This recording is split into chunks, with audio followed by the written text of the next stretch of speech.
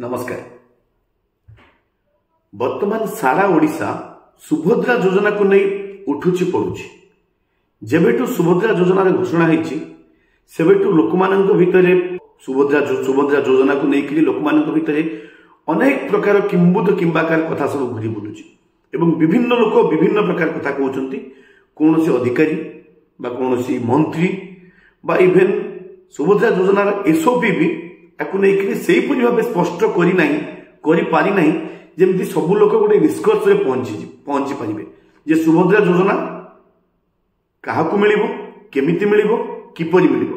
गोटे कथा टिके बुझी होउची जे 21 वर्ष रो अधिक 21 वर्ष रो 60 वर्ष भितर महिला मानकू सुभद्रा योजना मिलिबो, किंतु आकू नहीं ए योजना रे एते अस्पष्टता अछि, एते एबे भी एते द्वंद्व अछि, कन्फ्यूजन अछि को मानक मिलिबो योजनार कार्यकारिता को लेकिन। तेणु गाँ गहली वर्तमान बहुत प्रकार किंबुद किंबाकार कथा चली सुभद्रा योजना को नहीं। संप्रति अंगनवाड़ी मान द्वारा सुभद्रा योजनार बंटा आरंभ हो गलानी, फॉर्म बंटा आरंभ हो गलानी। किछ लोक कहउचंती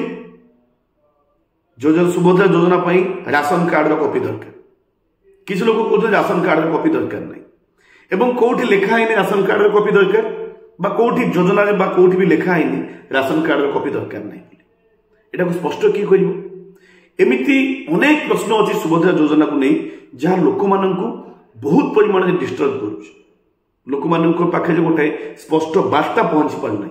तेणु लोक माने बहुत प्रकार द्वंद्व अछंती जे केमिति अप्लाई होबो, केमिति अप्लाई करिवे। एवं सुभद्रा योजना रे आ गोटे कथा अछि जे जो मानक जदि परिवार रोजगार 2.5 लाख रु कम हेताय ताले उक्त परिवार महिला को सुभद्रा योजना रे शामिल करी हो। एवं प्रश्न उठुची 2.5 लाख रु कम बोली केमिति जणैबे, केमिति प्रमाण देबे। किछ लोक कहउचंती इनकम सर्टिफिकेट दिया जाऊ, सुभद्रा योजना अप्लाई करिया पे इनकम सर्टिफिकेट दिया हो। आ किछ लोक कहउचंती इनकम सर्टिफिकेट दरकार नहीं, बिना इनकम सर्टिफिकेट रे अप्लाई करी हो। केमिति प्रमाण करी हो 2.5 लाख रु कम रोजगार अछि बोली। एवं इनकम सर्टिफिकेट जदि जने घरोई चाकरी करिछि एवं तार रोजगार 2.5 लाख रु अधिक ताले से किपरि प्रमाण दबो जे से 2.5 लाख रु अधिक किंबा 2.5 लाख रु कम। जदि जने घरोई चाकरी करिछि से क्षेत्र रे इनकम रो प्रमाण केमिति हे पाइबो सेटा भी किछि स्पष्ट नाही।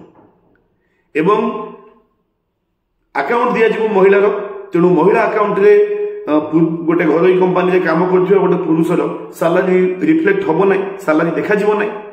केमती से प्रमाण हो पार 2.5 लाख रु कम 2.5 लाख रु अधिक बा इनकम सर्टिफिकेट दरकार कि दरकार नहीं। पूरा सुभद्रा योजना डॉक्यूमेंट आपको नहीं नीरव से किछि नहीं। एवं प्रकारांतरे यह केवल गाँ गहली लोक माननकु विभिन्न प्रकार कंप्यूटर अनुष्ठान द्वारा विभिन्न प्रकार चतुर लोक माननक द्वारा अधिक अधिक शोषण शोषित होबा पई रास्ता खोली दउछि। कुआ जायनी जे कौन कौन डॉक्यूमेंट दरकार सुभद्रा योजना रे अप्लाई करिया पे। किछ लोक कहउचंती इलेक्ट्रिक बिल दे देले हबो, किछ लोक कहउचंती नाही दरकार नाही। तो जदि एटा स्पष्ट भाबे कुआ जाय थांता त लोक माने आउटिके क्लियर हे थांते। द्वितीय कथा, सरकार बारंबार कहिले जे एटा होची महिला मानकु गोटे सहाय्य। जदि महिला मानकु सहाय्य ताले परिवार रोजगार 2.5 लाख हेले महिला माने पाइबेनी काहे? एटा परिवार दृष्टि आकलन करा जाउची परिस्थिति की ना महिला मानक दृष्टि परिस्थिति का आकलन करा जाउची। जदि महिला मानक दृष्टि आकलन करा जाउची ताहले गोटे परिवार जदि 2.5 लाख रोजगार होची ताहले से महिला पाइबोनी काहे? ए सहयोग महिला उत्थान पई दिया जाउची ना महिलार परिवार उत्थान पई दिया जाउची? जदि महिलांकर परिवार उत्थान पई दिया जाउची ताले ठीक अछि, परिवार रोजगार उपरे निष्पत्ति निया जाय पारे दिया हबो कि न दिया हबो। किंतु बारंबार कह जाउची सुभद्रा योजना महिला उत्थान पई महिला विकास पई दिया जाउची। एवं जदि महिला विकास पई दिया जाउची ताहले सेठी महिला परिस्थिति की आकलन करिया पई परिवार रोजगार को आधार बना जाउची काहे? ये भी गोटे बड़ प्रश्न। सरकार कहिसंती जदि के भूल रे बा जो माने योग्य हिताधिकारी नुहंती से माने जदि योजना लाभ उठेबे ताल से माने दंड दिया जिवो बा टंका फेरी आनी जिवो। गोटे आश्चर्य कथा एटा। एवं कथा होची जति लोकंक पई दंड कथा कहउचंती ताले जो अधिकारी एटा को करिवे जे से काम पई दरमा नउचंती अप्रूव करिया पई से अधिकारींकर उत्तरदायित्व कोन तांकु दंड दिया जिवो कि नै लोकंक ऊपर सब दंड जे दरमा नउचंती तांक पई किछ नै। आ गोटे कथा होची आम सरकार केंद्र सरकार होंतु राज्य सरकार होंतु सब कथारे डिजिटलाइजेशन को बहुत बढ़ावा दिया जाउची बहुत बड़ी कुआ जाउची जे आमे डिजिटल इंडिया डिजिटल जुगरी जाउछु सब चर्चा होची। दुर्भाग्यजनक भाव कुआ जाउची ऑनलाइन रे आवेदन करि परिबे नै सुभद्रा पई आपन को मो सेवा केंद्र किबा जनसेवा केंद्र को जिबा पई पड़िबो।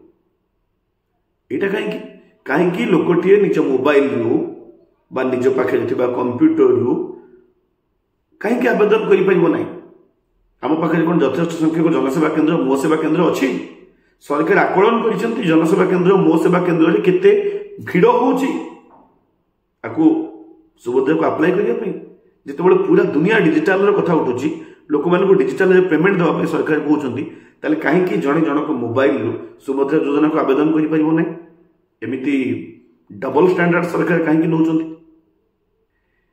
एवं अति महत्वाकांक्षा भाव सरकार कहते सेप्टेम्बर 17 तारिख में सुभद्रा योजना प्रथम किस्ती प्रदान कर लोक मानू योजना सहायता राशि मिलो यहाँ बहुत भल कथा किंतु जहाँ परिस्थिति एवं चली जोपरी भाव सुभद्रा योजनार घोषणा है एसओपी घोषणा है और तार ऑनलाइन पोर्टाल भी सब घोषणा है जिते विलंब हो चलला एत सहज यहाँ हम कि 17 तारिख में समस्त को दवाई और लोक मान भर जी द्वंद्व अच्छी योजना को लेकिन कौन डॉक्यूमेंट दिज्व केमी अप्लाई हम जी अंगनवाड़ी दीदी मान सहित कथा से भितर 90% अंगनवाड़ी दीदी जानी ना यहाँ केमी मिल से कम से जानते ये फर्म टाक नहीं दाखल करदे जो कहाड़ी पाखे ये क्लारिटी ना ताले कहीं आम एत व्यस्त 17 तारिख देदेव आउ भल भाव स्क्रूटिन करी भल भाव समय नहीं दबार असुविधा कौन अच्छी